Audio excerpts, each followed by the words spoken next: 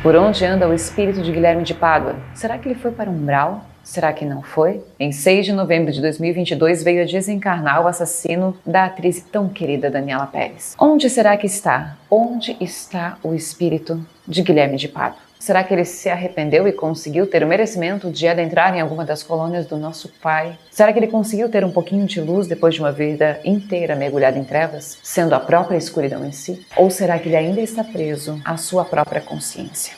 Será que agora ele tem consciência? E se está no umbral, onde está neste umbral? Para começar bem este vídeo, deixar um pouquinho mais de leve nesse momento, eu quero que você, por favor, eu desejo a sua curtida. Chega chegando, dá o seu joinha, se inscreve no canal se você não é inscrito ainda.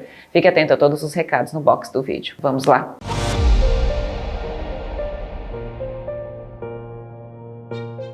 Vamos começar com um recado mais do que importante. Quer fazer terapia comigo? Terapia quântica, terapia de vidas passadas, incluindo o processo de regressão de memória. Teatro-terapia, inclusive muitos de vocês têm dúvida acerca do que é isso. É o processo terapêutico em que eu uso ferramentas do teatro para trabalhar timidez, para trabalhar comunicação, para que você use através do universo artístico esses instrumentos a ponto de você também conseguir curar-se de suas dores e estimular em você sua criatividade. Entre em contato através do e-mail fernandarroosevelt.terapeuta@gmail.com. As informações são dadas apenas por e-mail.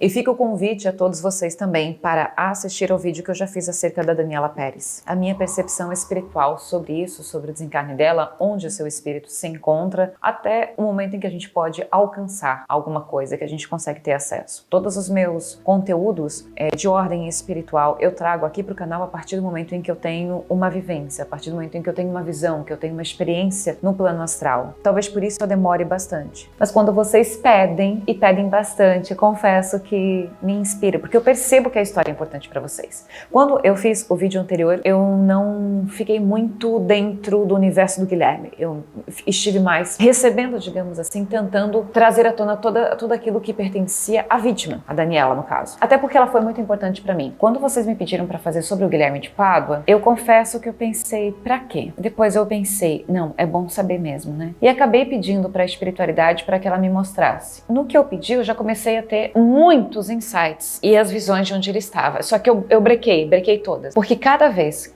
que vinha algum insight, digamos assim, que vinha alguma imagem acerca desse indivíduo, olha, já...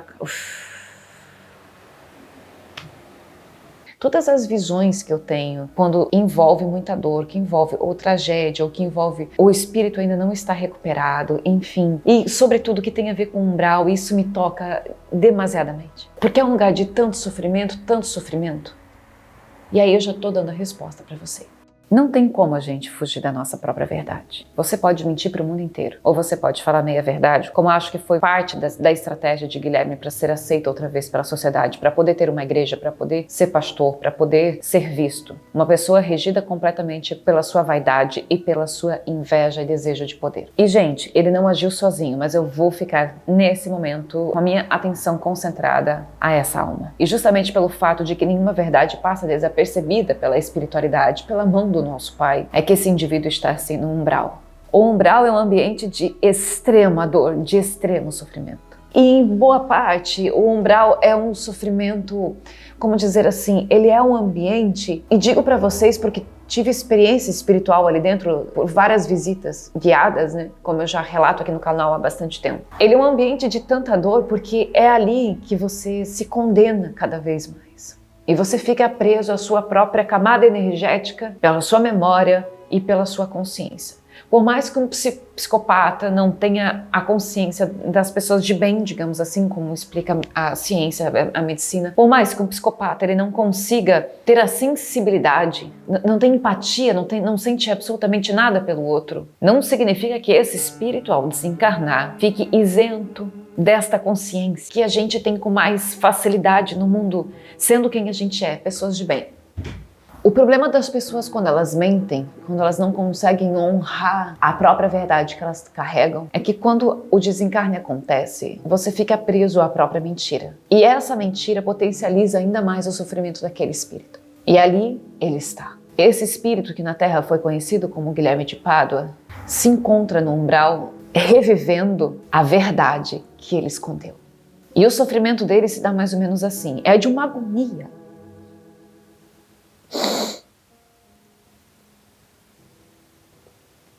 é de uma agonia, que eu não consigo, cara, eu não consigo entender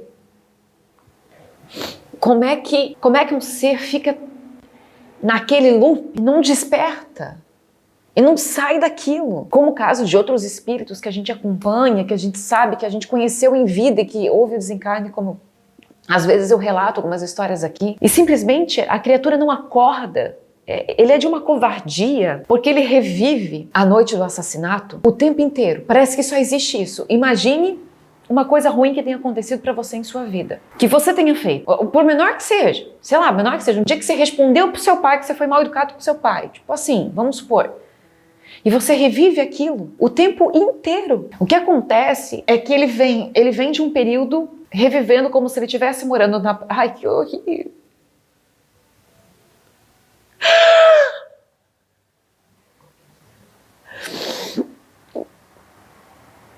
Ai. Ele fica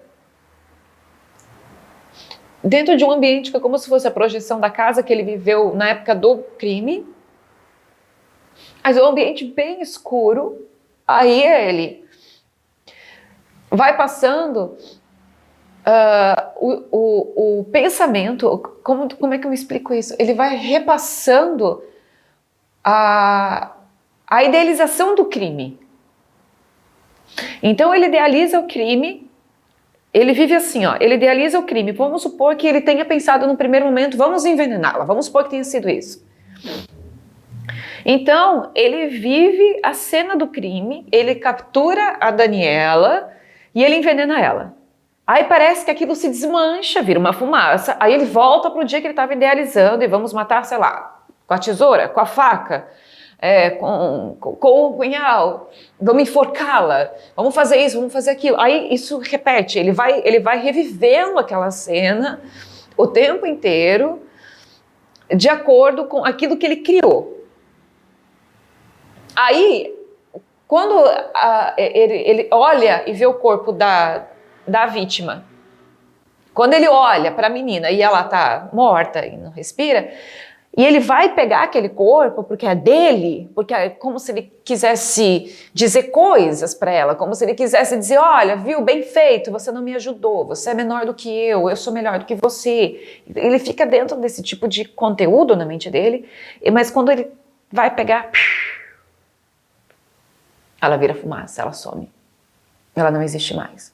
Aí ele volta pro dia que ele está idealizando. E aí as imagens que eu tenho, que talvez tenham sido o que aconteceu de fato quando ele idealizava. Agora eu não posso ter 100% de certeza sobre isso, porque isso se trata do que eu estou alcançando sobre o espírito dele.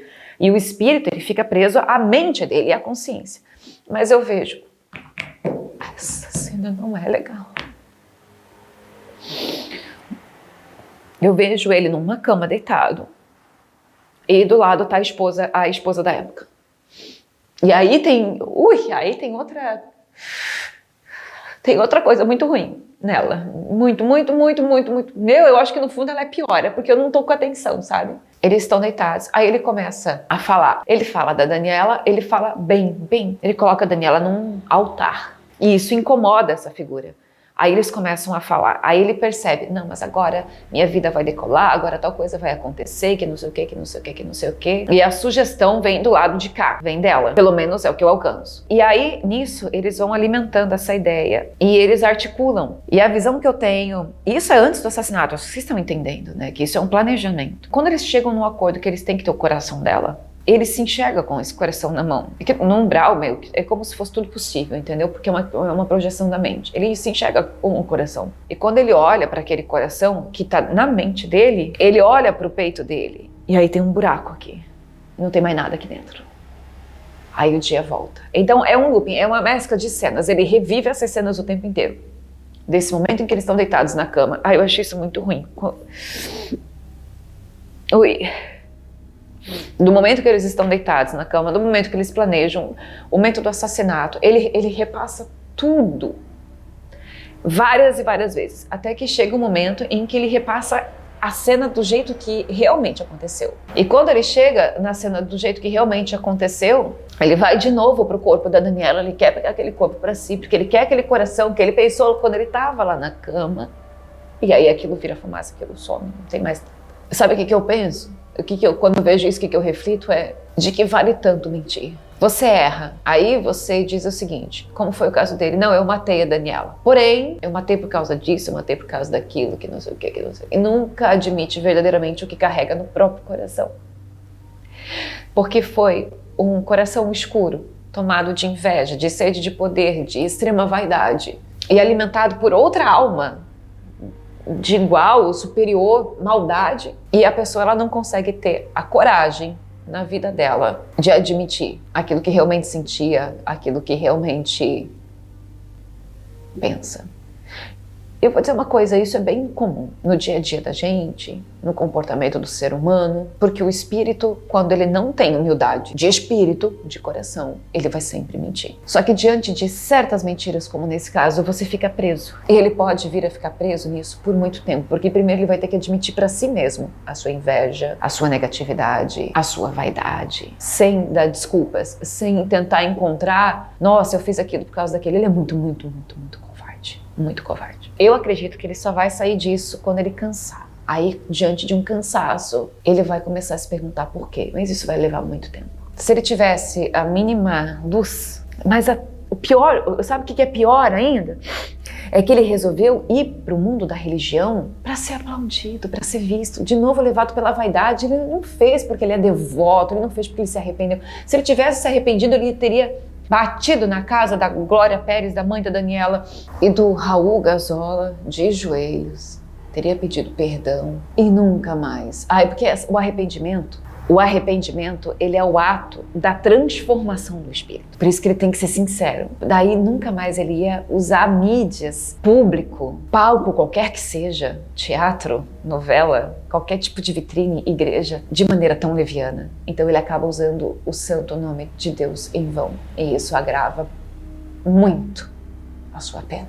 Tão cedo, penso eu, ele não sai disso. É ele que se condena, você entende isso? É ele que se condena, porque ele está preso na própria energia, de sua própria mentira, de seus próprios atos, de seu próprio crime, pelo pecado que ele cometeu.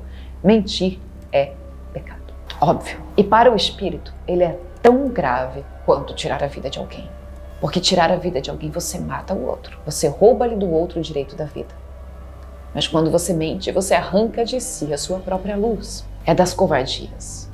Uma das maiores que há. Me encerro por aqui. Se vocês querem que eu faça vídeo sobre a Paula, a esposa do Guilherme de Pádua na época, deixa nos comentários. Muito grata pela sua atenção. Deixa o seu joinha, inscreva-se no canal se você não é inscrito ainda.